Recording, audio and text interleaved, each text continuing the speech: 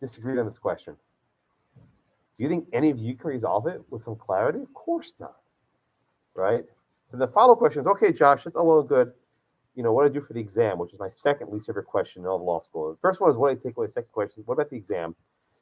If you haven't figured it out by now, the exam isn't multiple choice, okay? There's not going to be just one answer to any exam question. I mean this sincerely. Almost every question I ask is written in such a way that you can answer multiple different ways. I usually pick facts that are kind of at the margin, so to speak, where a credible answer can go either one way or the other. I don't care so much what you think the answer is. I am much more concerned why you think the answer is. So you say the answer is X. Great, you got a B. You want an A? Tell me why that's the answer. But just giving me the rule is not enough to finish this class. It's not enough to get all the points you want to get. That might work in other classes, not going to work here. That's why it's an open book exam. Your notes will not help you. I need you to think of why you think the answer is. So, is the body property? Yes. Tell me why. No. Tell me why. Is it quasi-property? Tell me why. That is where the money comes from, so to speak. That's where you really make your buck. And really, that's what lawyers do, right? If you're just going to be hired to recite what other courts have said, you're not going to get very far. You have to say, here's the answer, here's why the answer. The why, I hate to say Iraq, the A, right? The analysis of why, that's the hardest part. You can do the I and the R in your sleep. Right? That's the easy part. That's like automatic. And by the way, trust me on this one. Iraq falls apart after 1L. You stop using it. Just trust me on this one. I know the law professors hate when I say it, RW. Iraq is a crutch. Helps get started, falls apart very quickly. You hate when I say this, but it's true. Yeah, in the back.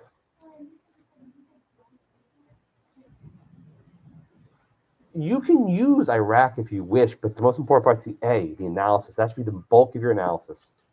The bulk, like 90%. If you spend more than a sentence or two on the issue and rule, you're wasting your time. Because I know what the rule is. It's in your notes. You can copy it, right? Iraq doesn't work for an open book exam. It's just a waste of time. But I mean, in general, you're gonna stop using it after 1L. Just trust me on this one. You're gonna forget it very quickly. Yeah, go ahead. And I don't see name tags. I'm sorry. It just makes it makes my life more difficult. I'll say you in the back. I don't like saying you in the back. It's not a pleasant thing to say. Yes, Bree. Okay, that's so much better than you in the back. Okay, and then oh my goodness, you need a marker. Joel, I can't say this. Take a marker after a minute. Okay, but ask your question first. So regarding the exam, did we put a rule like would it go against us if we get it wrong? Well, look, I wasn't going to do this today, but you're going to force me because that's all professor students actually care about. When you start looking at the exam questions that I give, it'll become very obvious that just simply stating a rule will not be enough. It might be a good starting point, but it won't get you very far. I know you hate that answer, don't you? Well, my main question was like, could it hurt us potentially? So we just be smart not to put it in. Is that a bad question? No, the question. If you don't say what the actual rules, will be non-responsive. You're not answering the question. Again, have you actually looked at any of my old exams? No, no. Do that first, then we can chat. It's hard to do in the abstract because it's not a useful exercise. But I will talk about the exam, I promise. It's not today. Students are obsessed with the exam, and I know because it's the only thing you're graded on, so that's the only thing you care about. But think about it in a different way. Right. But everyone get the gist of why I'm not so concerned with what you take away. Now, if your question is, I don't take away because I don't understand the case, I think it's a different question. I think here you're saying there are all these opinions. What's the rule, right? And there is not one. And after today's class, we'll see what the rule is going to be either, because there seems to be a division of authorities, isn't there?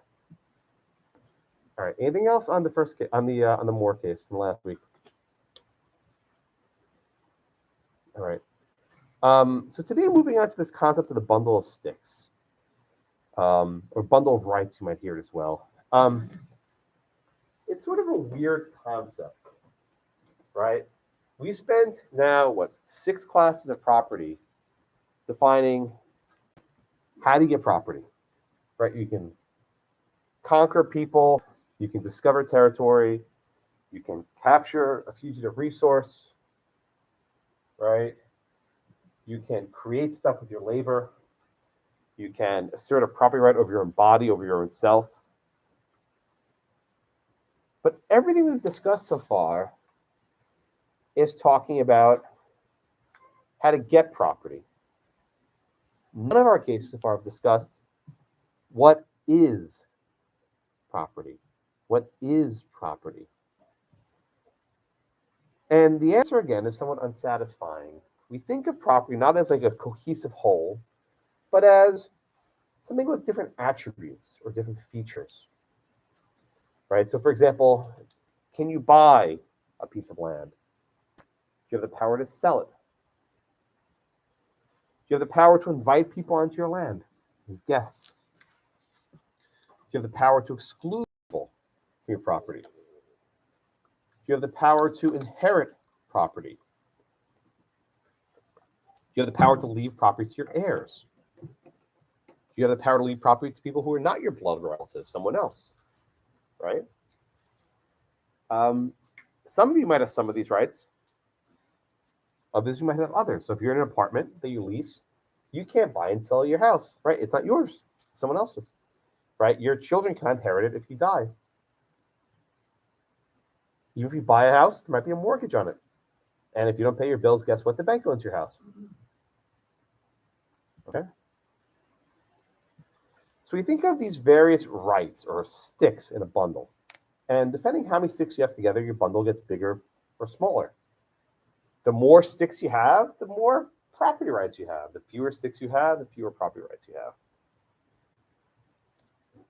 But today we're focusing on one stick in the bundle that's considered perhaps the most important stick in the entire bundle of rights. And that is called the right to exclude. The right to exclude. The courts have said that the right to exclude is the most essential stick in the bundle. Why? Why is the right to exclude the most essential stick in the bundle? All right, where am I? Who's up next? Oh, Jocelyn. Okay, in the back. I'll ask you that question, please. Why have the courts said that the right to exclude is the most essential stick in the bundle?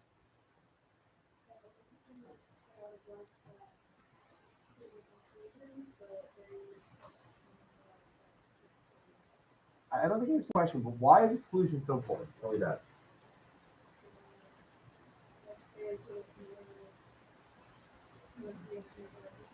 What do you mean? I think you're on the right track. Just tell me that, please.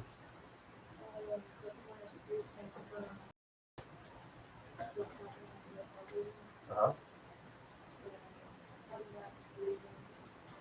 But why is it so important to be able to enforce a trespass law? Why is that so important? You have a law of trespass, but why is this an important thing to have?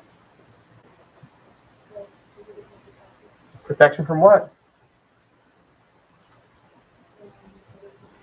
Yeah, but why do you need protection from other people? What are people so bad? Well, you can have a battery statute, right? They can't come and mess with you, but why can't they just come on your land? What's the big deal?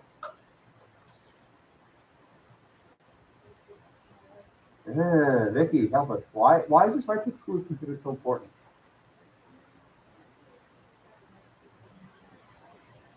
Well, why? Yeah, but why?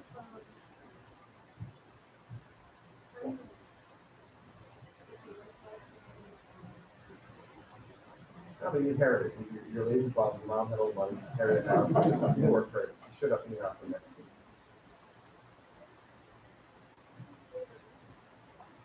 So you disagree with this statement that the right to exclude is so important. Supreme Court could be wrong. They're not always right. They could be wrong. Fascinating. Yeah, can you help us out? Why is the right to exclude? I mean, the Supreme Court says the most important stick in the bundle, right? Why is this important right? Help us out.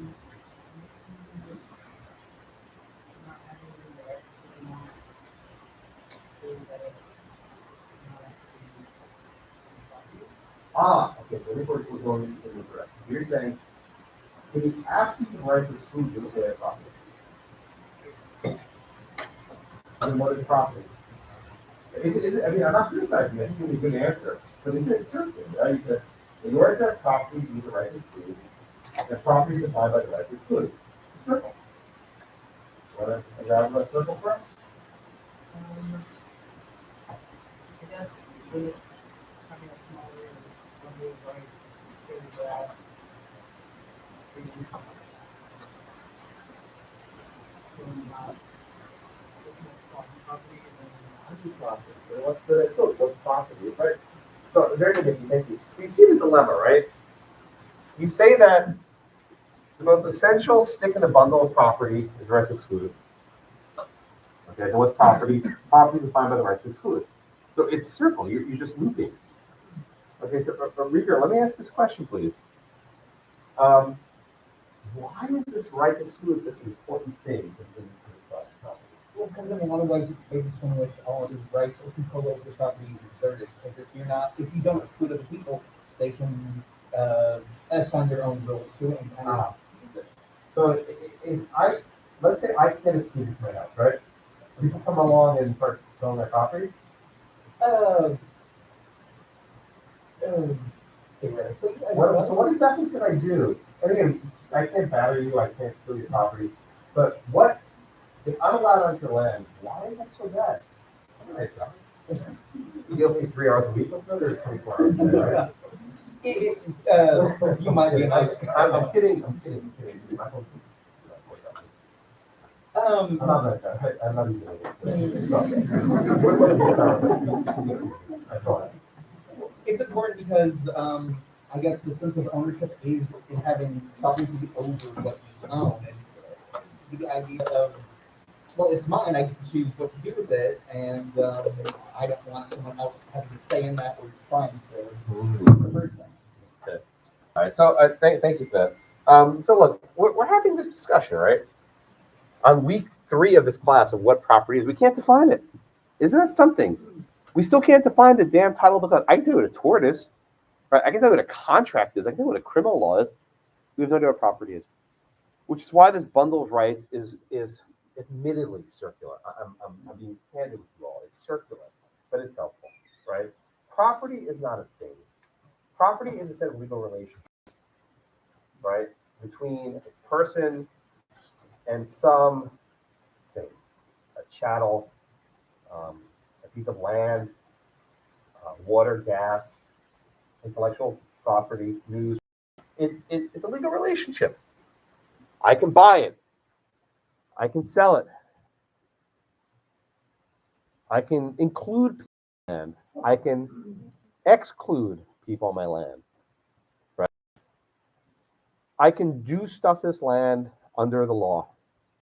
And if I can do something to this land, that means he can't, and she can't, and can't, because the law will say Josh has a right and Sam doesn't. Everyone thinks so far. All right, so Natalie, let me ask you a question, please. What case have we done so far? Or but just give me a case so far we've talked about this semester that implicated the right to exclude. More? Okay, the Oregon case. Tell me why.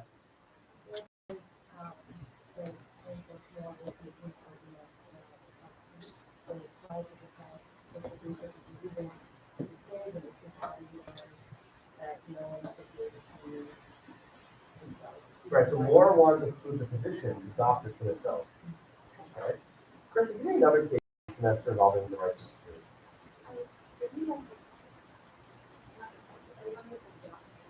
Evil? Okay. Right, but did he actually shoot a bullet onto that farm? What was he trying to exclude, though? Interference with the dogs. Boy, do you have a case there this semester involving the right to exclude? Potential pattern right now. Rocco, who wants to exclude? Yeah. Edward, you never case the right to exclude. Pearson was excluding. You get the idea, right? Every case we studied, this semester has been grounded on a right to exclude. Isn't that something? You ever think of it like that before? This is why we say the most essential stick in the bundle, right? The basic important part is the ability to exclude. It's my duck. It's my whale. It's my baseball. It's my article in the newspaper, right? It's my cells in my body. It's my territory. My whale, right? My water, my gas. I feel like I'm like a 3-year-old. Everything is mine, right? Maybe with toddlers, that's your favorite word. It's mine, right? It's mine. If we don't have some sort of a right to exclude, right, then we have tragedy of commons, as they say, where multiple people are asserting claims to the same valuable item. And property law exists to resolve those disputes. Property law exists to resolve those disputes and hopefully indicate that one person somewhere, somehow, has superior claim to a given piece of property.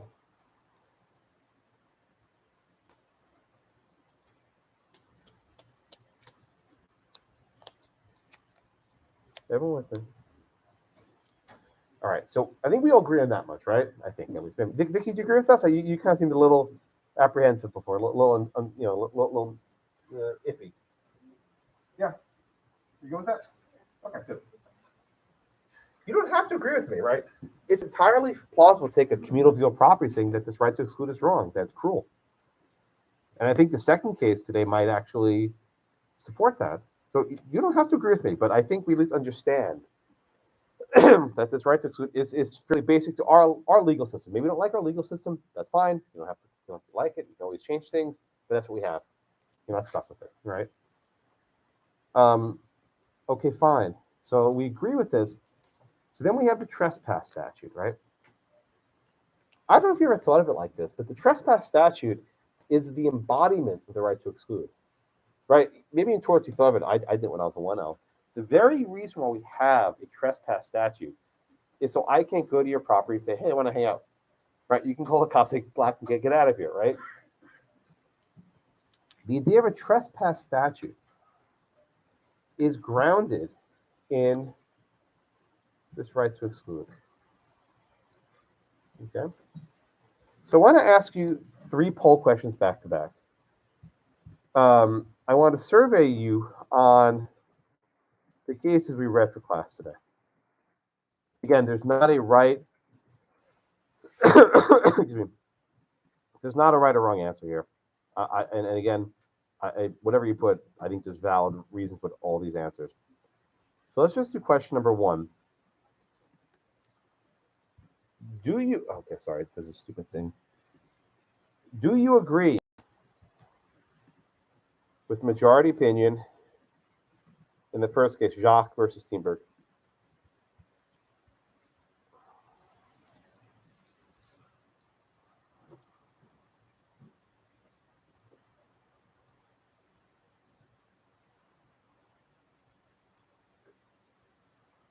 Okay, I think that's about everyone.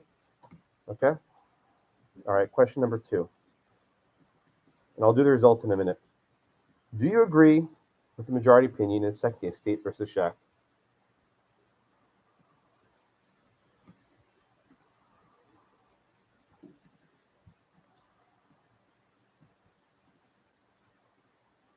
Okay. You guys are actually faster than the poll than the other classes, like in 20 seconds. The other class took 30 seconds, so good. All right. So I don't like comparing, but it's back to back. I teach them both on the same day. All right, question number 3. This one might take you a second to think about. Which of the following best describes your position? A, I agree with the majority in both cases. You, Jacques and Shaq. B, I agree with the majority in the first case, Jacques, but not Shaq, the New Jersey one. And C, you agree with the majority. In the second case, Shaq, but not Jacques. They kind of rhyme, which makes it a little bit hard to say, but I think I got that out right. I think like Shaquille O'Neal whenever I teach this case.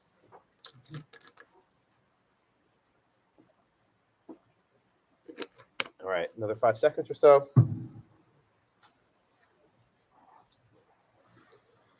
Okay, let's see what we got. Okay, I think I got everyone. All right, let's see. Wow. Okay, this is even more decisive than the first question. So the first question, this is about, do you agree with the first case, Jacques? 94%. So basically everyone, just only 5 people are, and nothing wrong if you're in the 5%. That's fine. 94%. Okay, let's see the next case. Okay, that's more divided, right? So this is 83-17. Just for comparison, in both my morning class, it was about the same. It was 90-10 for both of them. So more of you are sympathetic to the first case than to the second case. Okay. All right. Now this is always the fascinating one. 80% of you agree with both cases. Now, from my perspective, I think these cases are somewhat in tension, aren't they? So how do you reconcile? I get if you put B or C on this one, right? I get it because you think they're different, going one with the other. But the A one's the one that fascinates me. And you can do it. I think you can do it. Mike, I think you're next.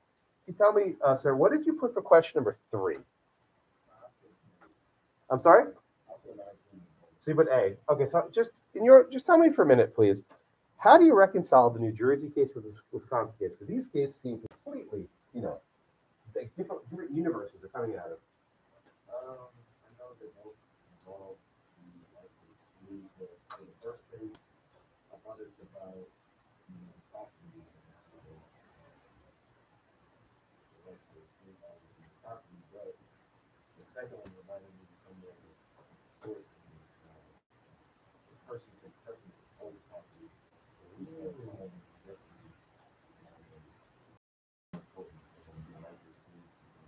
All right, so let me ask you a follow-up. You give me a very good answer to that person of a property. Good answer. So in the first case, right, they went across the guy's land, right? What they tried to drive across the snowy road? Like, yeah, by the way, you ever seen a tractor trailer being transported as these trailers? They're wide, right? Try driving that thing through 8 feet of snow. What is going to happen, my friend? It wasn't a full time work for him. Was I have injuries? Possibly. So, person was at risk in both cases, huh? Yes. I mean, if one of those things jackknifes in the snow, you're going to be in big trouble. I mean, it can actually kill you. These things are just ginormous. You still feel good about your answer? Yes, but it's not a guarantee. So here we know there was definitely an injured person on the farm, but versus the risk of the. Yeah, fair point. Are there others? You think folders are Yeah, I'll bring one back. That's fine. I'll just fill this thing there. Where's the put here? Number 3. I'll put this in. Yeah, how do you square them? How do you reconcile them? It's kind of hard, but I have to really have people put different things. I think one of them says,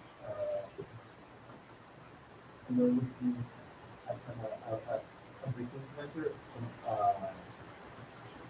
The first case they're doing it for profit, I guess.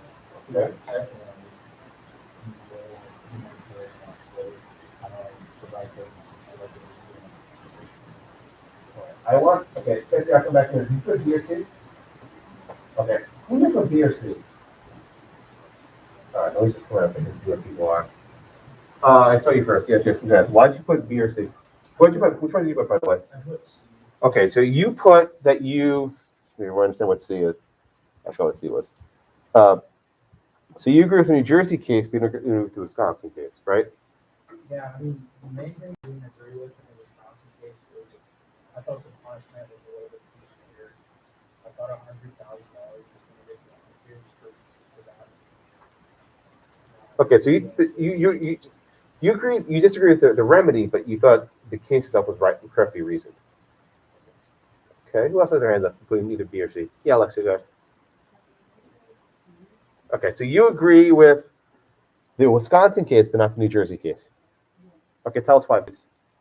In the second case, it seemed like the government has, like your property rights are, can be infringed on by the government. Uh-huh. So they're not even like fair.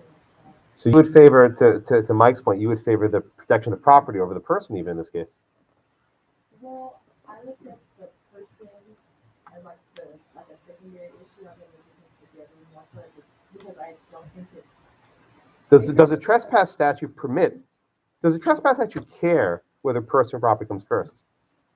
I don't think so, and I think if a regular person had just come and tried to rescue the person, they probably would have. So the Boy Scouts just walked on the land saying we're going to help. That'd be a trespass. I think so. Yeah, yeah. Joel, I think your hand was up. Which one did you put, B or C?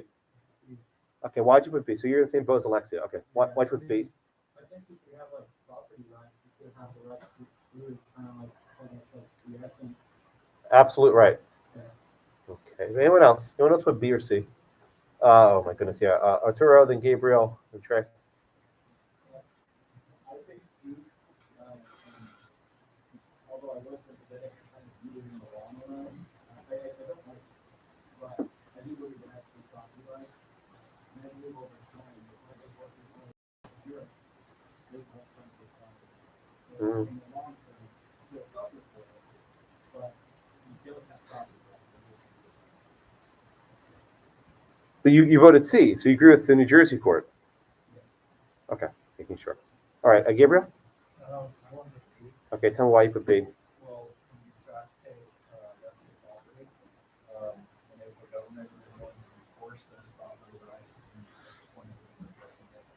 And I think Even if these people have stitches in them, they don't get removed, they're going to die, right? Because they don't get the stitches removed.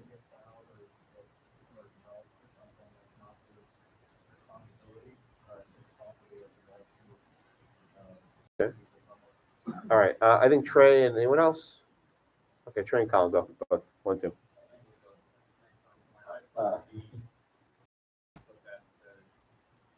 Jack, they're trying to punish him for deliberately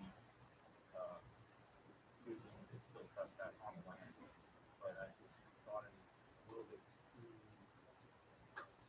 strict in a sense. $100,000 worth of it. Yeah. Okay. Gotcha. Okay. Cool. Thank you. All right. This is fascinating. So I mean, the breakdown was more like 90 something, so but close enough. Students often have a lot of difficulty sort of wrapping their minds around these two cases back to back. You read the first case like, oh yeah, go to Wisconsin. It's like, oh wait a minute, go New Jersey, right? Because the facts of the second case, your heartstrings get tugged, right? I think we all agree. It's a very emotional case. You feel bad. There's a good guy and a bad guy, right? The farmer is the bad guy, and the farm workers are the heroes, right? You feel it. You feel that case. And the first case is, well, it's a farmer. Again, I mean, they're basically both farmers. And he's saying, get off my land, get off my damn yard. And how you wrap your head around this one really depends on how you understand. I think Mike put it well as the first minute, person versus property, right? Which is taking primary concern in your society, right? If you enforce a rigid trespass statute, then the property rights control versus human values. Someone said a minute ago, I think maybe Jason or someone else, the values come out differently. No, it was Andres. Andres said the human values. Sorry, I was trying to, because I jumped around. It screwed up my count. Okay. Anyone else want to add something before we jump into the cases? Yeah, go ahead, Clark. All right, I have the whole human aspect versus like the property thing in two cases, but I did think that I felt for Jocks a little bit as well because of the adverse possession action they had. I wasn't going to bring that up, but you can bring it up. Tell us what adverse possession is. I interviewed somebody, I guess, camped out on his land and then eventually was there. Right, let me pause and just explain. I'll come back to you. You'll study in property 2, adverse possession. Okay. What adverse possession says is that if you trespass long enough, you get the property. Right? If I start camping out on your property, stay there for a decade, and you tell me, Josh, get the hell off my lawn. I'm like, screw you. I'm not going anywhere. I do this for a decade. I now own that property. If I walk across your lawn every day for a decade, and you say, Josh, get the hell off my lawn, and you don't call the cops on me. I keep doing it. Guess what? I now have a right to cross your property. A legal right. I get a stick from your bundle.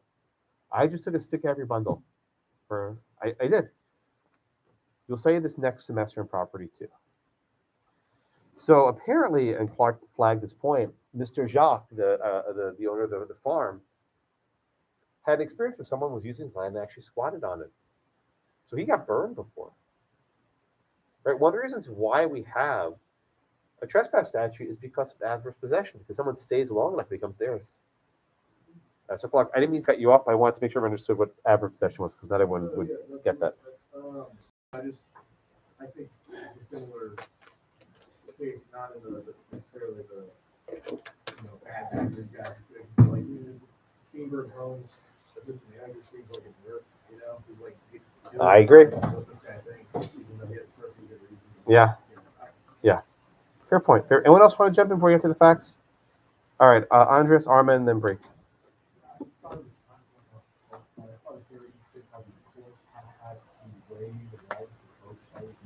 Yeah. Decided which rights had to be better caused. Like in the first case with Jock, I mean, the pure economic motive that drove to defending that. It may not be pure though. There was a safety concern. Well, I think what I mean, I think there was technically concern, but Yeah. Okay. Well. that's skeptical. Okay. Oh, I. Okay. That kind of seems like a cop out. No, guys. It's not look, it's not crazy. I mean, I know you're all in Houston. You don't know what snow is, but traveling in the snow is very dangerous. Transporting a huge trailer in many feet of snow on slippery banked roads, the entire thing could flip over, and it could take the cab with it and just flip the driver over. But no, I mean, what I'm trying to say is there's no. You have to make a. Okay, yeah, this is actually a fair point. I'm gonna get there later. I'm gonna ask the question about 15 minutes. I promise. If I don't, remind me. Okay. I'll get there later. Okay. But Andrew, I'm just assume I'm saying is true. It's very dangerous to transport this thing in a slippery road with embankments. The entire thing could flip over and perhaps injure the driver.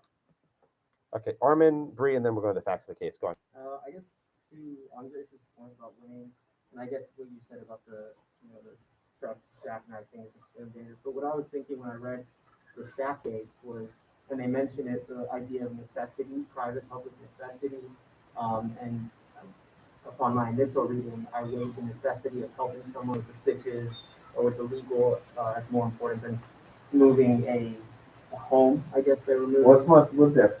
I mean, actually, no, I'll take this question now. Could you just postpone it 6 months with the snow melts? What if that was someone's home and they're going to be living in a shelter for 6 months? Middle of the winter, Wisconsin is pretty damn cold. They have to live in a shelter for 6 months. South guys, like, I raise your hands. No, it's not. Don't fuck out for him. Right? I'm only like fuck out for him, right? Armin, but I mean, it's a fair point, right? There's often unseen costs that are not obvious. And again, I don't know. I'm making this up, but like, what if they just delayed the thing by 6 months and then the person is home for 6 months? This was their home. Look, if you're living in a mobile home, you're not wealthy. We can all, I think, these are home people who need living situations in places that are not usual, right? To bring it where there's not a home where the system can afford. So maybe it was a family that really needed this home. And I can guarantee this home did not cost $100,000. No way. How much do these prefab homes cost? They don't even know. What, 20,000? Yeah. Okay, well, I don't know. Maybe Google it, right? But the amount of money that was imposed here was significantly greater than the actual cost of the home itself. And someone maybe didn't get their home if they didn't drive across the snow. Or imagine they drive across the snow and the house is being jackknifed. They don't have a house anymore. Right? This was someone's house. They saved up for God knows how many years. They get jackknifed. They try to get demolished inside the snowy road. So I mean, the human costs are always present in ways that maybe you don't always, or it's unanticipated. It's one of the aspects of society that you don't know all the various facts. All right, Bree, then Ketsi have the facts in a minute. Go ahead.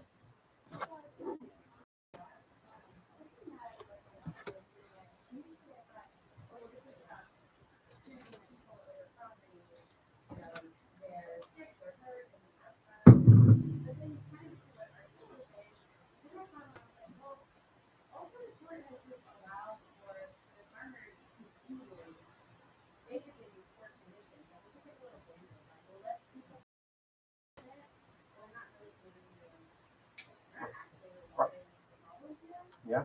So, I don't know, I'm not exactly sure where I'm going, but I just thought that was interesting.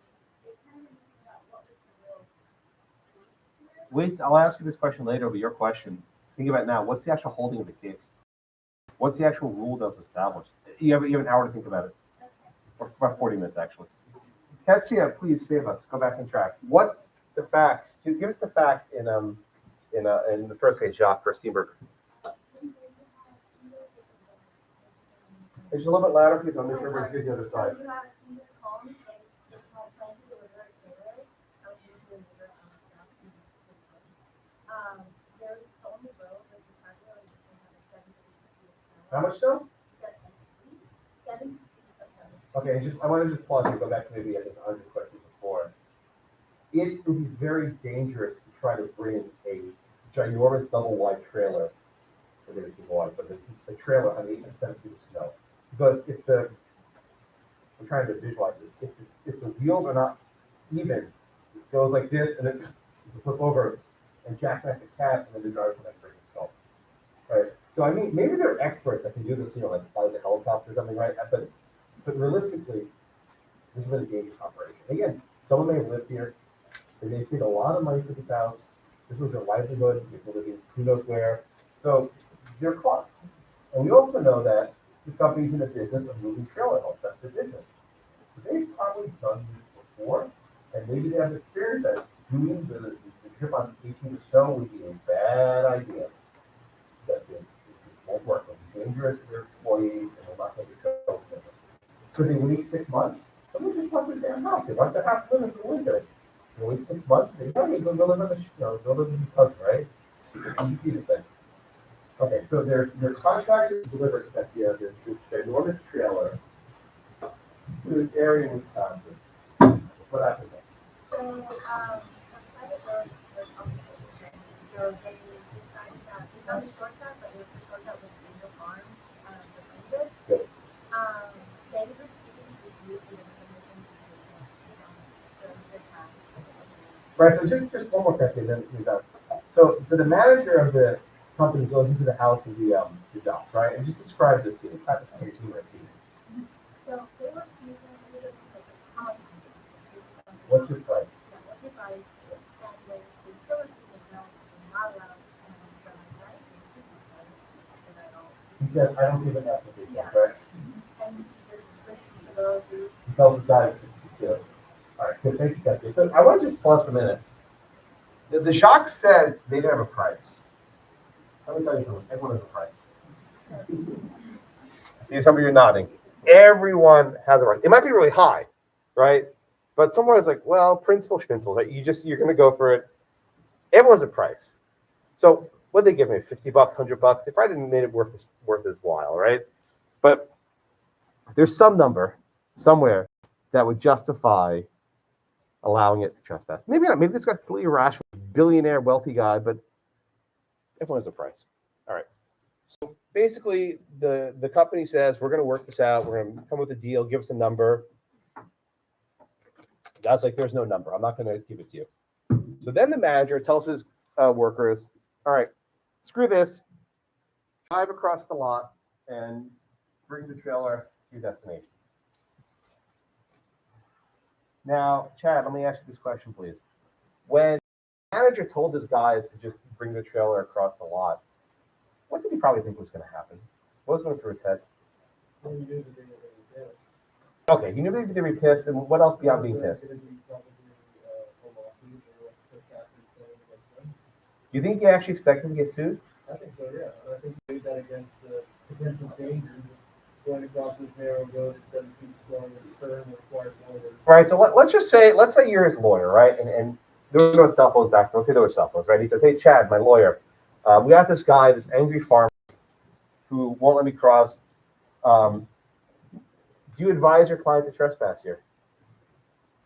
The answer is no. The answer is always no. You don't advise your client to commit a crime. Right, so it was a trick question. But the answer is, lawyer Chad, if I decide to trespass, what liability am I looking at? Right, that's a fair question. My goodness, okay, I almost trapped you, right?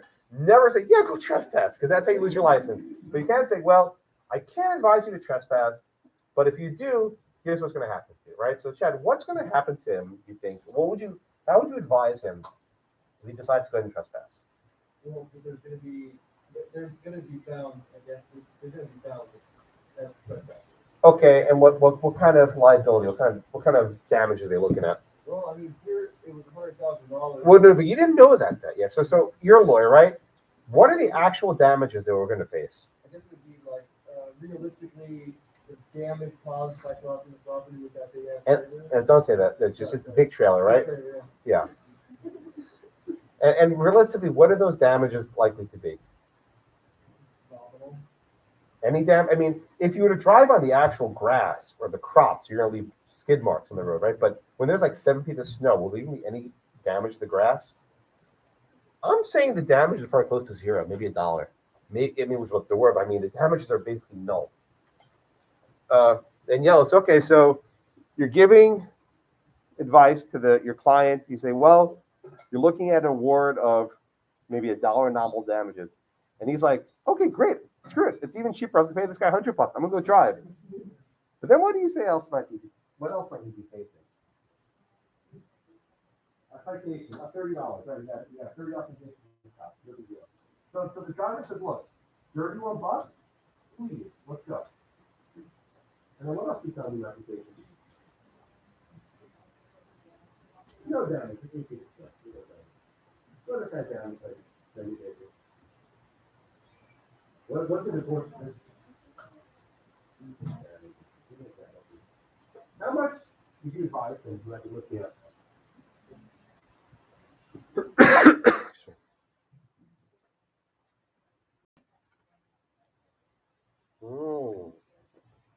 Can you know in advance what punitive damages might be? Angelica, let me ask you a follow-up question. Simple question. Punitive damages.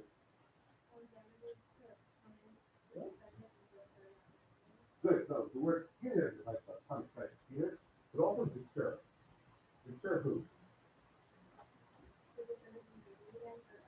You just posed my question. Very good. The punitive damages are by deterring the defendant, the court fees in this case, but also society at large. So again, back to Danielle's question, if you're a lawyer for this guy, and he says, so what kind of punitive damage are looking at? The answer is, I have no idea. And that's a risk that you're not going to take, right? That's a risk you're not going to take. Now imagine, Sarah, let's say the case came out differently, right? The court said, if there's only nominal damage, you can't have punitive damage anymore. And that's the law. That's the law of the land. Your client calls you up. What do you tell him? No! No. You never say break the law. My goodness, you give me your license. License, yes, right? You get suspended before you start a job. Right?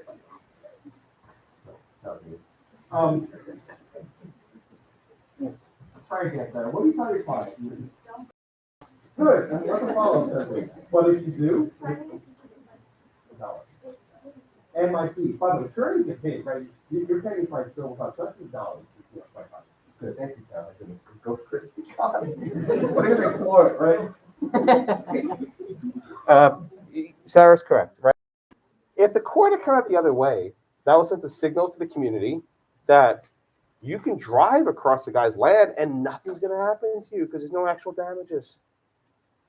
But that's not what the court did here, right? Okay, what did the court do in this case, in the document?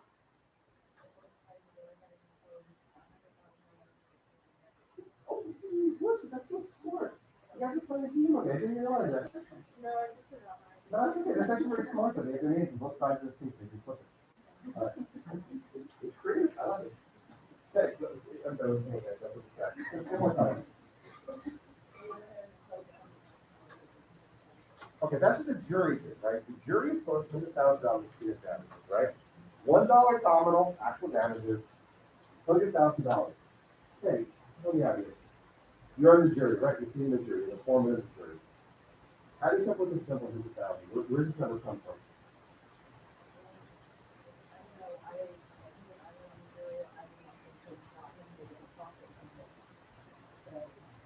You think, I mean, you think the trailer cost $100,000 as a fee to deliver it?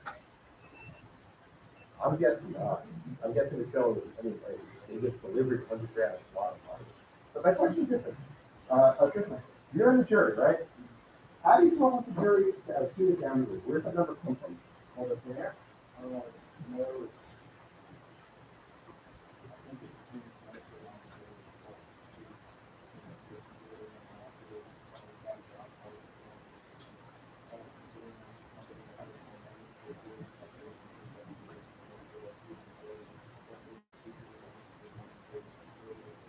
All right, you can say two things I want to break down. Two things that I agree with. The one, the defense is on the jury. So juries are drawn to the community we live, right? Who do you think serving on the jury, my friend? Farmers.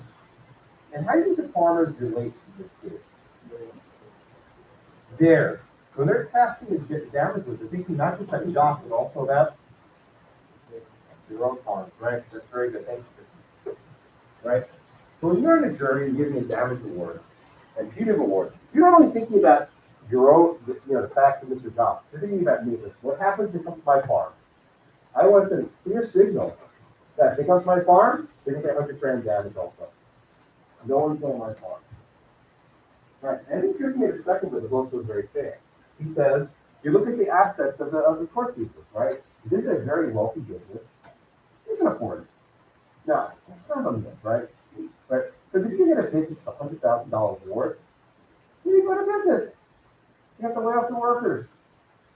Right? People won't get their homes delivered, right? Again, there are always costs. Like businesses don't have this bottomless fund. Now maybe they have insurance, but usually insurance doesn't cover these sort of intentional torts. Especially where the guy says, screw it, drive away. And I followed Sarah's advice, just drive, get the drive, right? Right? This is a intentional tort. Insurance is not going to cover it. So this could, I haven't researched if maybe Jacques went out of business, or Seabird went out of business, and all the workers are laid off. And $100,000 time never got paid. Maybe they had a $2,000 asset that they had. Let me give you one other tip. If you're ever doing a jury trial, which I'm sure many of you will do, and you're asked for punitive damages, you are not allowed to propose an amount. That leads to a mistrial, right? For actual damage, here's some bills, here's some invoices, here's some receipts, right? You can quantify that, but you can't quantify punitive damages. The second you put a number into the jury's head, they can't get it out. That's a mistrial, right? I was judging a moot court competition many years ago, a mock trial competition many years ago, with the judge I clerked for, and there was a 3L, and he said, punitive damage, I think $1 million is a good number, and the judge like, counselor approach, and he declared a mistrial. He lost the case. Done. So don't do that. Just don't do it. If you forget everything else I say, it's fine, but just don't ever do that if you're doing a tort case. Don't propose a damage award for punies. Punies is short for punitive, sorry. Maybe if you heard that one. They're often not puny, though. They're quite bulky, right? But I call them puny. Right. Now, why did the court approve the award of punitive damages in the absence of any actual damages? And the court basically says that this right to exclude is the most essential stick in the bundle. They even say that. You think I'm making it up, right? It says it, quoting the U.S. Supreme Court, that the right to exclude is the most essential stick in the bundle. And Jacques has the right to tell Steenberg, no, you cannot cross for any reason or no reason at all. It doesn't matter if this trailer has to get delivered. I mean, imagine, just pause for a second. Imagine that Steenberg says, okay, and they decide to drive along the other road. The trailer jackknifes, the driver dies, and the trailer gets destroyed. Jacques like, I don't get, not my problem.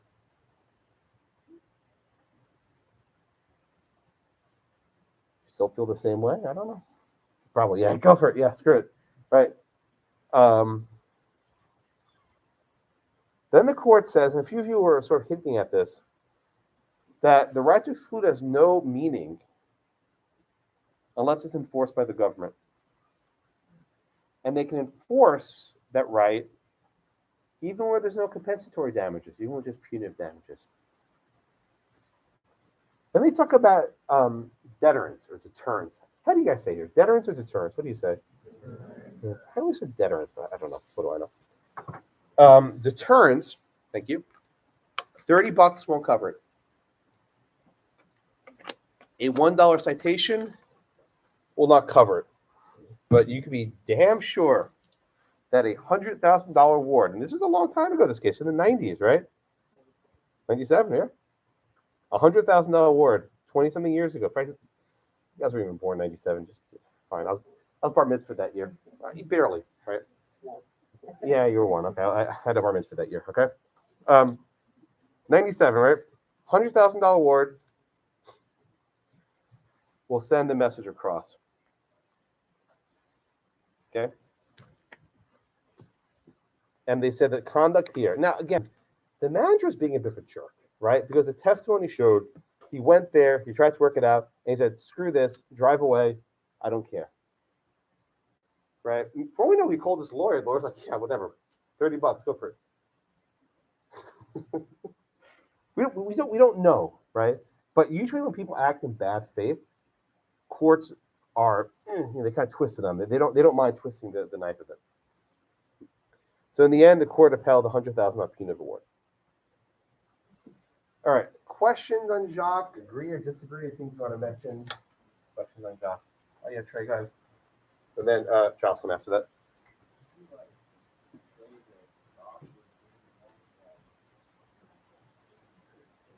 I think that he's being reasonable. I mean, what's the big deal pushing on the property for 5 minutes? Don't ask if you let people in 5 minutes. Okay, necessity. I was waiting to bring it up, so now that's fine. What's necessity?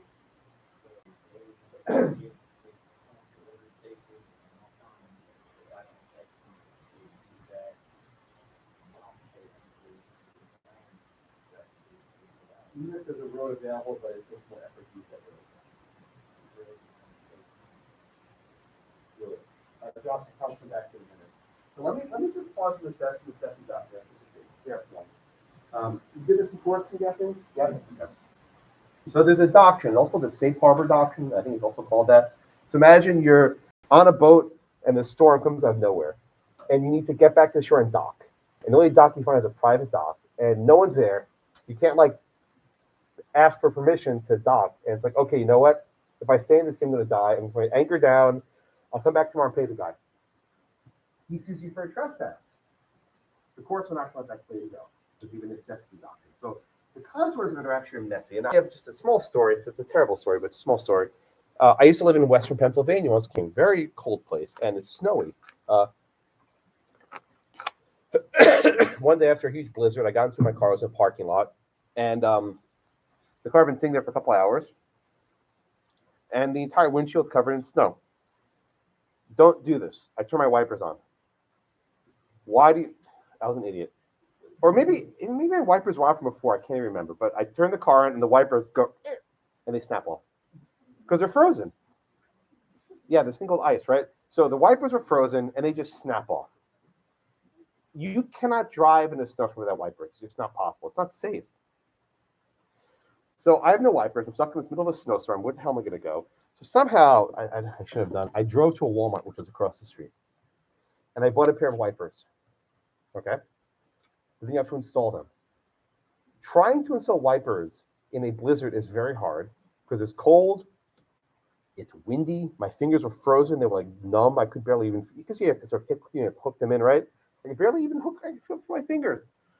So I was like, okay, Josh, you got to do something different because you're going to be stuck here. So I found a bank that had a drive-through ATM with a canopy. And I drove into the bank, and I went under the canopy, and I changed the wiper blades. And I said to myself, Josh, you are trespassing, but there's necessity doctrine, you're okay. I swear to God, this is one thing I was like, Josh, you're trespassing, necessity doctrine, it's okay. The bank was closed. There's no one there. I wasn't bothering anyone. But to Trey's example, the law does recognize that in some rare cases where your safety is at risk, there is a exception to the trespassing doctrine. That wasn't an exception created by statute. The courts sort of developed that in a common law fashion, right? Think of the Splunky Explorers, right? The murder statute has an exception for self-defense. No one ever created this an exception by statute, but the court sort of implied it. And one judge at least wanted to imply an exception for murder statute when you're in a cave for self-preservation, right? For if you don't starve to death. Excuse me. So necessity could have actually been in the defense. I don't know why, or even though it's even possible. Now, I think I know the answer. I doubt a court would compare using a harbor in a storm to traveling across the thing. They could have, Tamika's question, just waited a few weeks till the snow melted, right? No one's going to die if you wait. Now, again, someone might have not had a home for a few weeks. That sucks, but no one's going to die. So I don't think the example quite worked, but that's probably why. But necessity is a fair point. So thank you for the tray. Jocelyn, patiently waiting. Then Maddie. Please. Oh, good.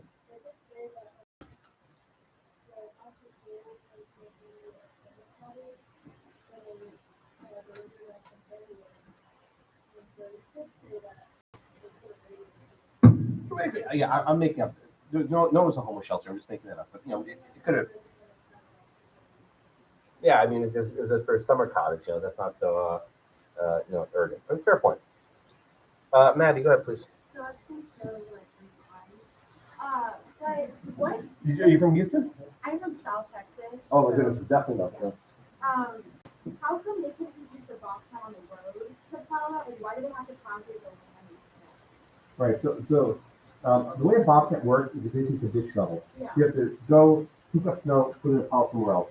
Go pick up snow, put it somewhere else. So you basically have to take hours and hours clearing the path. But wouldn't the amount of snow be the same on the land as on the road? I think the problem wasn't just the amount of snow, but also how curvy it was. Okay. So because the road was very curvy and it was snowy, if you go on a bank, you flip over. That was the So worst. I guess the curve itself is part of the danger. Yeah, it's also possible that there are drifts. Again, I can't let snow, but when you have snow and wind, it's not distributed evenly. Okay.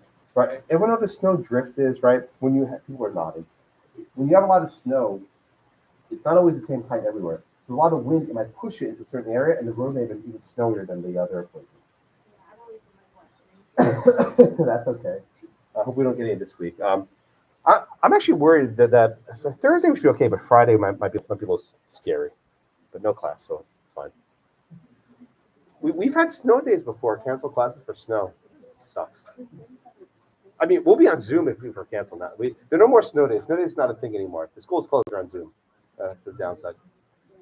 I grew up in New York City. We had one snow day my entire K through 12 education in '96. Yeah, I know exactly when it was. Blizzard 96. I know exactly when it was. And the next day, school started like at 10 or 11. They just delayed 2 hours or something. Okay. Any questions on the Jacques case? All right, let's move on. Who am I up to? All right. I can't see that you're. My husband was like, I need a marker. Grant. Yeah, I can't read them. All right, Grant. I'll give you a marker, and fill this in afterwards. What the facts are second page? So here you have. Grant. Oh, Grant and Grant. That's right. I forgot. All right, okay. Facts. So let's go with the bad guy. Bad guy. Oh my God. Okay, Dylan. Okay, good. Also called the defendant. We call them the defendants. Go ahead.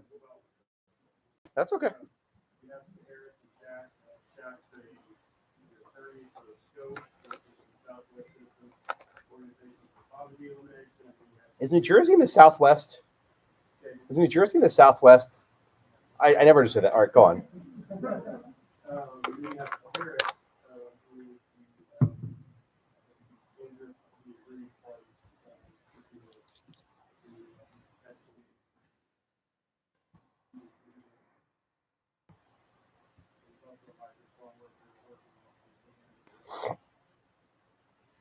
Okay. All right. Thank you. All right. So,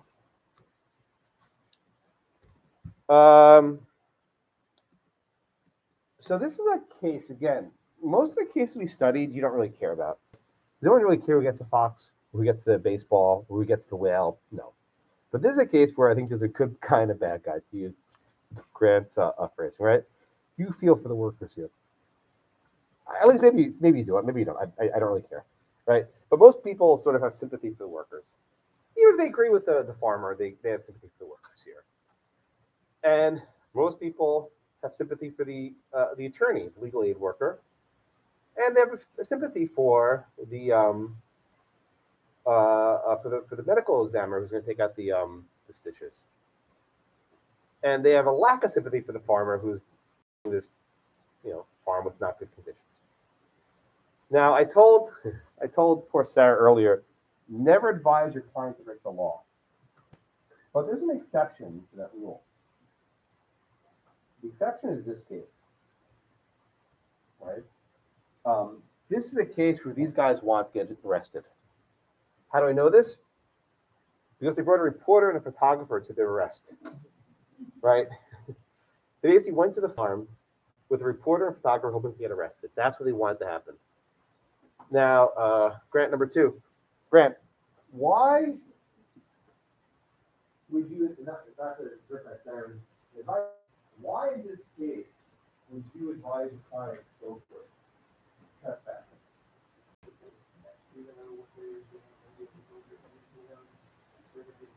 What are they trying to establish here?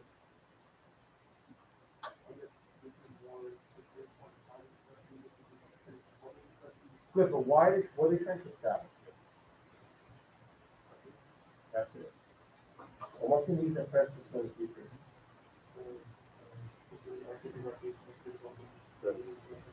Excellent, very good, thank you. They're looking to do a test case, right? We said the test case, they're trying to do a test case. They want to establish a precedent. They want to establish a precedent that will allow these aid workers onto the farm to administer legal advice, to use the aid, anything. Let me just give you some other facts. I actually pulled up the newspaper archives from the 1970s when this case happened. Where is it? Here it is. Right, so Mr. Tedeschi, I'll just stipulate to that fact. He told a reporter who showed up, I'm going to smash you. I'm going to get you. This is my property. There were other farmers in the neighborhood who said there'll be violence that results from this. The farmers were actually using the trespass laws as a way to control the workers. And by the way, what is a migrant worker? They were in the country and they were seasonal. They would go from farm to farm, depending what various crop was in season, to help plant or harvest the crop. So they moved around quite a bit. And the farmers used the trespass statute to control them. So let's say in a given farm, there were 4 camps. You're allowed to go to this camp, you're allowed to go to that camp, et cetera, et cetera. You couldn't move between camps. So actually movement was actually very difficult. It wasn't so easy to just get up and go to the the CVS or something, right? They also made virtually no money. In the 1970s, the wage was about $7 a week. And you could just do the math. I mean, the inflation maybe double it, but it wasn't very much money. They would put up to 12 people, a family of 12, would be sleeping in a room for 8. There were no mattress, no sheets or beds or mattress covers in the beds. There was like one toilet for an entire group of 12 people with flies. It's just dirty. Shaq was at the camp to investigate a 19-year-old worker who had suffered a cut on his hand while working. And because he injured himself on the job, he couldn't work, didn't earn any wages. So basically, he was stuck. He couldn't go anywhere. The other guy was a 36-year-old man who had his face was slashed. And they had to take out the sutures, the stitches. So again, you may not know this, but if you don't take the stitches out timely, you get an infection. It can actually hurt you substantially. Now the stitches sort of dissolved. They're fancy, but back then there were these huge black things in your face. Someone had to go with tweezers and just pluck them out. All right. So the conditions here were quite bad. No running water, just really harsh conditions. So these 2 guys, the lawyer and the medical worker, were deliberately trying to get arrested. Okay, so the cop shows up. Dylan, what happens when the cop shows up here?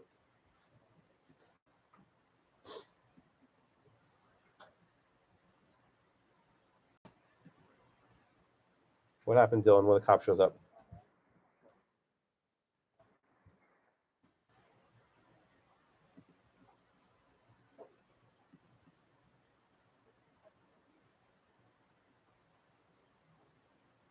Vanessa? Did the cop want to issue a citation here? What happened?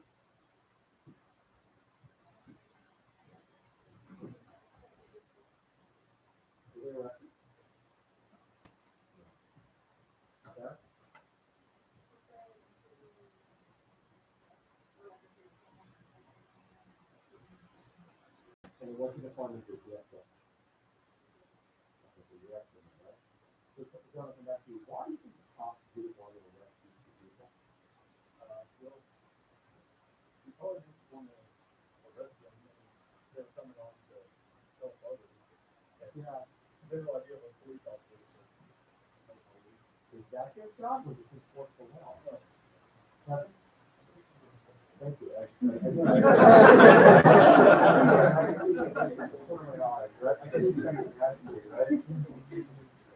But no, it's actually not that. It's people's job to the United States to enforce people's rights. To enforce the rights of constantly yourself, Can a cop take it and something, you know what, the trespass act is nice, but not enforced in the state. Did you fire that prosecutor, or that cop? Yeah. He's on, right? Trails through snow after this one, right? So Vanessa, I'll come back to you. The prosecutor, the district attorney, I'll come back to that in a second. The district attorney actually wanted to enforce the prosecutor's case. Why? Why didn't the district attorney didn't want to keep his case?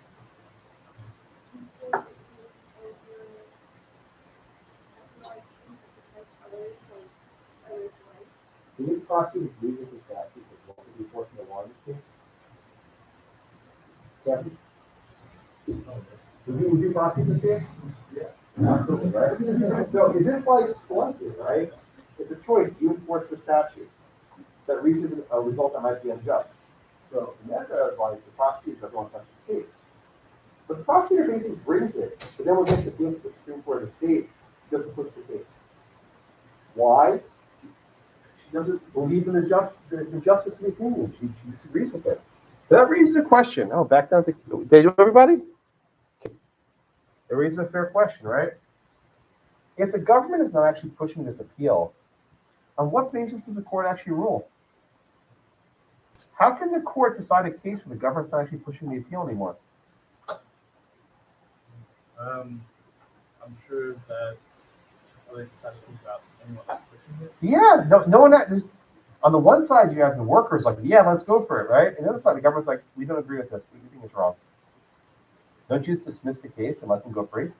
Vacate their sentence? That seems like the right thing to do. Is that what the court does here? No. What did they do? They said that the ownership of real property. No, I know, but I'm not there. Why is there even a live case anymore? Shouldn't the case be over if the government doesn't agree with it? Yeah, probably. Yeah, it's a Jersey thing, right? So the New Jersey Supreme Court was known in this era, in the 70s and the 80s, as being one of the most aggressive courts in the land. They would do things because it was the right thing to do. Screw the law, right? They would just make up these sweeping rulings where there was no actual controversy, right? This I mean, say what you want about the merits, but as a matter of federal court or state courts, this case was a travesty, right? There was no dispute here. The court here said, because there's no dispute, the sentence is vacated, case over. Done. 1 page. You can do this in a page. I have to read this long opinion for your class. But instead, they take this occasion to set a precedent, right? They set a precedent where they basically modify the trespass statute. The trespass statute meant something, and now it means something else.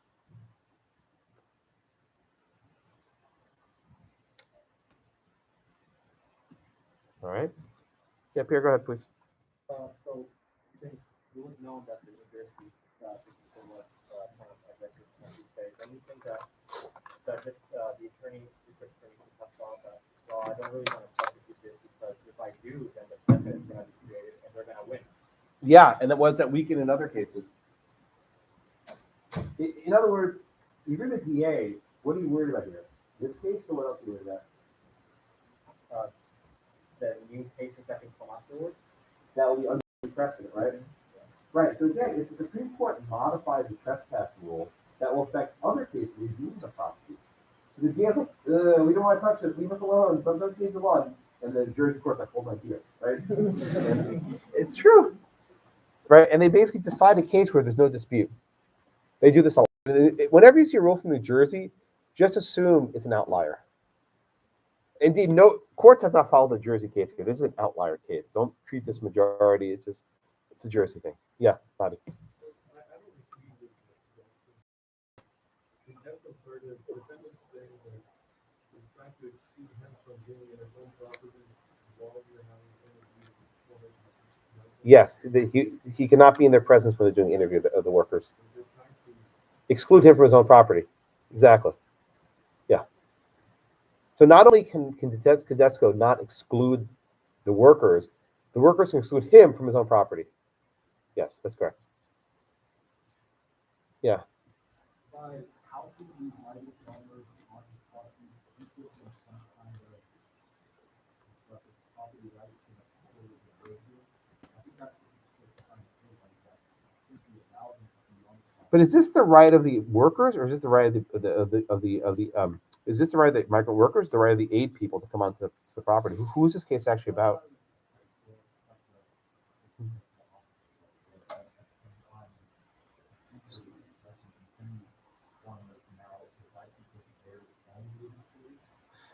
I don't think so. It's fascinating. I never thought of it quite that way. The court doesn't really mention the right to include. So we talk about the right to exclude, right? Do the migrant workers have a right of inclusion? I don't think the answer is yes. I think this case goes at the exclusion stick, not the inclusion stick. That's a fascinating look at. I hadn't thought of that before. That's a good point. Caitlin, then Gabriel.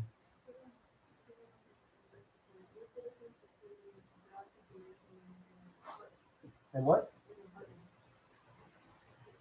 Tell me when you have partner.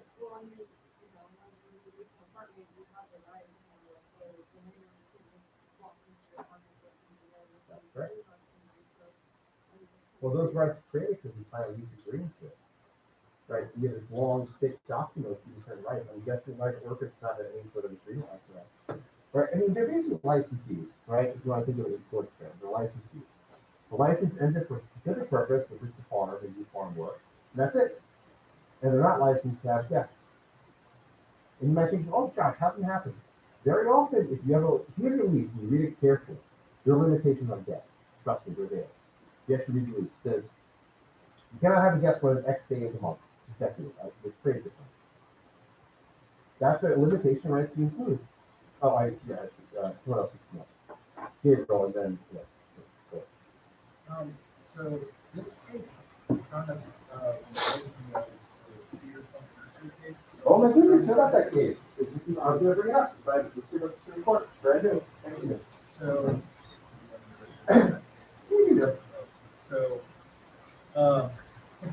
I'll do it. So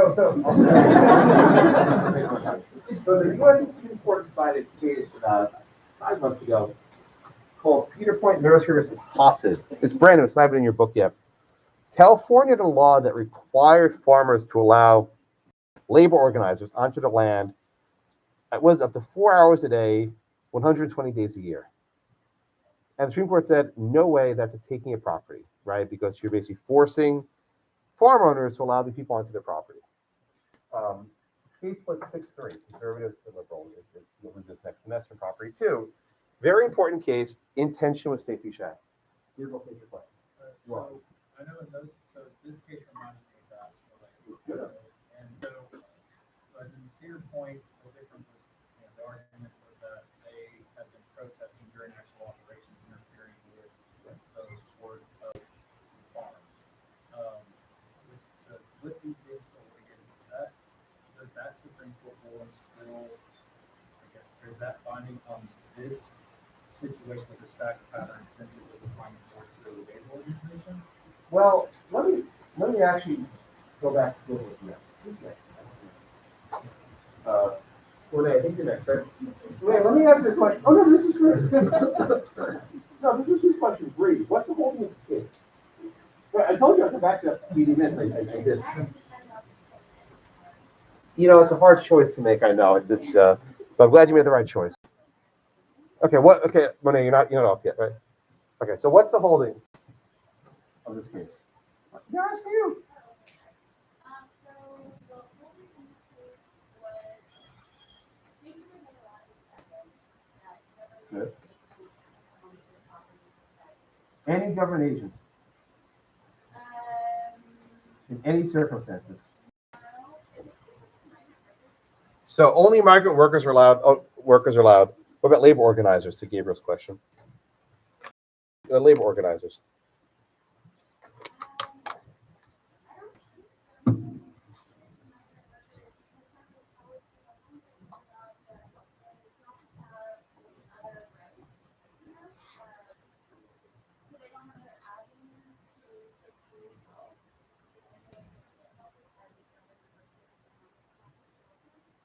So how bad the situation could be to allow the trespass statute to be violated? So this gave us kind of an answer to your question. It's not clear how far this ruling goes because the court doesn't really give you a clear rule. It's more, these are people who are sort of in a really weak a position of power. They can't exercise political influence. They can't vote. They're not citizens.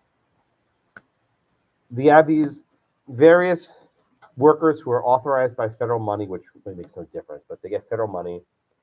Therefore, we're going to allow them onto the land. How often? We don't tell you. How long can they stay? We don't tell you, right? I go back to Monet, ask you a question. What happens if the shack, the medical worker, right, decides to open up a shack? It's a shack where they provide medical care 24/7 on the farm. So if you get injured on the farm, you just walk to the shack, you get a stitches, get a cast, boom, boom, you're done. Would that be allowed? Can you have a shack? Not following the question. The medical worker, instead of just coming out every now and then to the farm, builds a shack, a literal shack where he provides medical care. So 24 hours a day, 7 days a week. Can you get that allowed?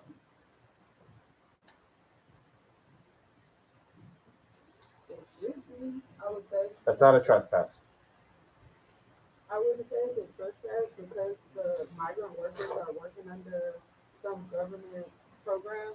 So I'm assuming the farmer agreed to the. No, my farmer did not agree. Yeah, no. He just right? got the workers. No, the shack trespassing the property, just walked out and he put up a shack and providing medical assistance with no assistance. Yeah, no, that's not allowed. The farmer said that's not allowed. Okay, so why is it not allowed under this opinion? Because he was allowed to go on the land because there was like a specific need. There's a specific need. People being injured on the farm need to provide medical attention. Why can you go on to remove stitches, but you can't go to have a permanent medical clinic on the farm? Because him walking on to remove stitches versus him actually building So what? structure and being there. Okay, so there's no structure. He just kind of walks around with a medical bag. He just walks around. He has a bag, a medical bag. He just gives stitches, gives aspirin, Tylenol, whatever he needs. He's got everything in his bag. Is he still in the government capacity? The government capacity is irrelevant. No government official authorized him to do this. He's doing it because he wants to. Right? He gets government funding to help. There's nothing saying you went to this farm. That doesn't matter.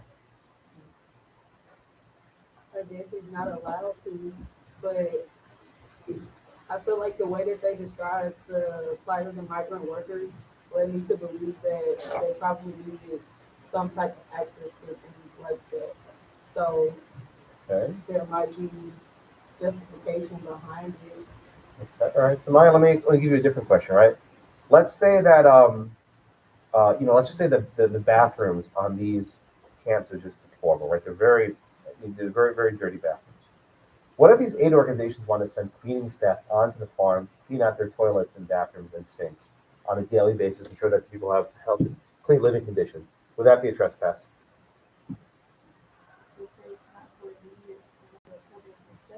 Oh, I think using a toilet's pretty damn necessary. I don't know about you. I agree, I think so. So I don't think that it would be a trespass. I feel like the court says that title of real property doesn't include the name of the person. So possibly, Okay. I feel like the point of them saying that was that they shouldn't isolate the migrant workers to live in these type of conditions. Okay. So that's why allowing that type of access would be permitted. Okay. So Tamika, let me ask you a follow-up question. So there are a lot of children living on these farms, right? So the workers set up a school. They come in every day, they bring in a teacher, and they do it inside the living quarters, and they have a school, and they have books, and they have all these other things. Could those teachers be cited for trespass under this rule? Well, I guess it depends on like the education laws at the time, and like if it's required that children be educated. Does that give you the right to educate even on private property? No, not necessarily. So would these people be subject to a trespass action, I guess so, yes. even under this case? So do you agree then with Maya and Monet about the cleaning supplies and the medical bag? I agree with like, the medical stuff, supplies. I also agree with, but like Well, it could sir. be argued that like they can do it themselves, therefore, Hmm. like unlike medical needs, they can't do that. They're not a specialist. Okay, fair point. All right. So we're running a little bit short on time. Let me just sort of bring things together.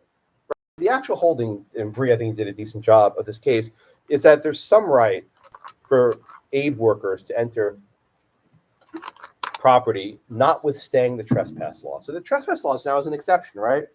There's an exception for necessity. There's also a necessity for aid workers. Even to the point, I forgot who said it a minute ago, that you can exclude the owner of the farm from his own farm, that the owner can be there when they're being interviewed by these workers, right? This holding is a bit of an outlier. Again, don't think that the New Jersey rule is, going to be used other places.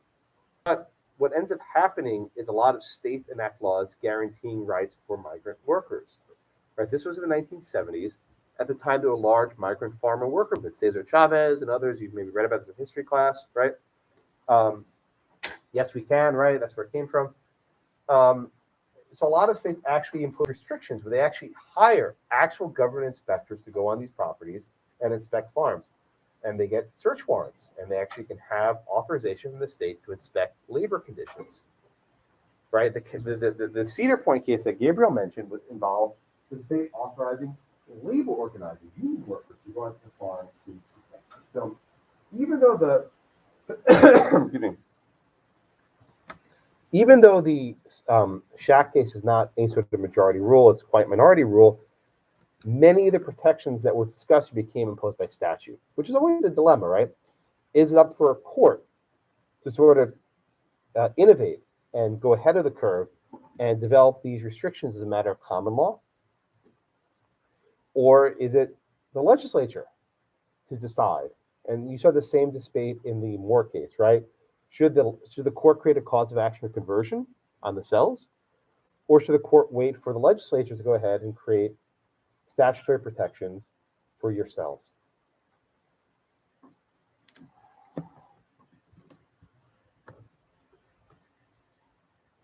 Okay. Questions on, yeah, Andrea Samadi. I didn't even finish my sentence, but the end went up, yeah. Speaking about the bundled sticks, let's say you have exclusion, does that automatically give you other sticks in that bundle? Not necessarily. No, you can chop it up many different ways. We'll do a case later this semester where a woman inherits a house on the condition that she can't sell it. So she can exclude people from it, but you can't sell it. In other words, it basically skips, so it has to go to her heirs. The case gets messy after that, but having one stick doesn't guarantee other sticks. Marty, go ahead.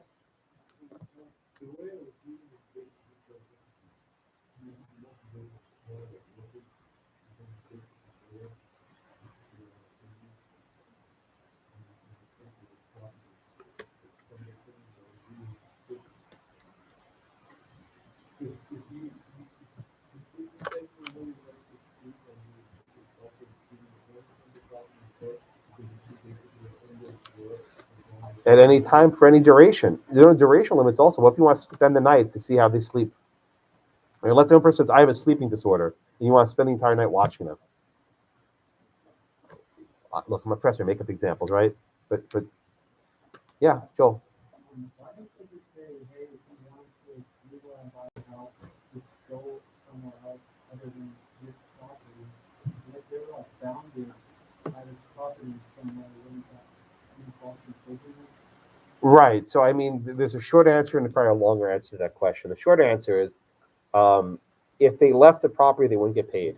And money is useful to people to have survival. They also might have been threatened to be fired if the boss got wind that they were talking to these people, these labor organizers, they may just get fired and their family gets kicked off the farm. So there's some soft ways. The longer way is there was a lot of control, right? They were afraid of going because they weren't here with authorization. For all we know, the farmer can call immigration on them, right? We just don't know. I doubt it, but I'm not sure. Yeah.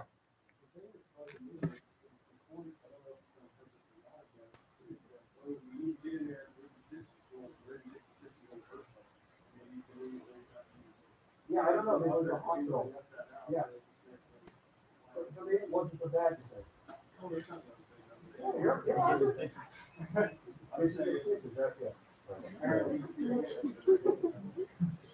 Yeah. Oh, I mentioned this early in the other class. I'll just mention it here.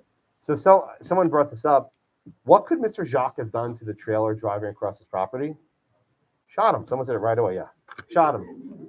Self-defense, right? The basis of self-defense is exclusion. You can exclude people from your property if you shoot them.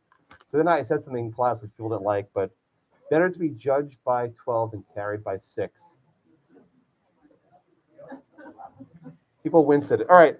I want to, guys, just 1 minute. So I want to ask the question again, see if opinions change. Question 4. Do you agree with the majority opinion in the first case, Jacques? And I'll give you 20 seconds here because I don't have that much time left. So everyone get your phones out. Do you agree with the majority opinion, Jacques? I want to see people move. Anyone disagree or change your opinion? Okay, another 5 seconds.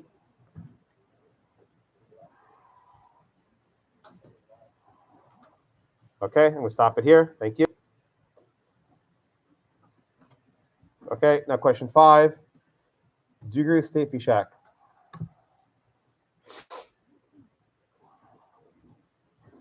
We did this in 20 seconds.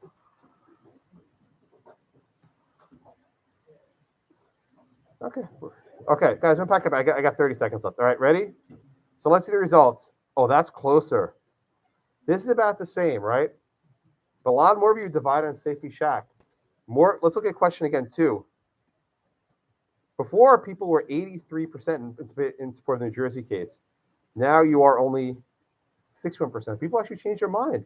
Good. People change their mind. All right. Let me start the exit poll and just summarize for a bit, and then you guys get yourself out of here. This right to exclude comes up a lot, right? But it really is at the bottom of everything we're doing this semester, the right to exclude. And starting our class next week, we're going to be talking about lost and stolen property, which again is about who you're excluding, right? Who gets excluded from what. Okay? That is all I have. If you have any questions, please come by. I'm happy to answer them. Thank you so much for a good class. Love this class. Okay. Good.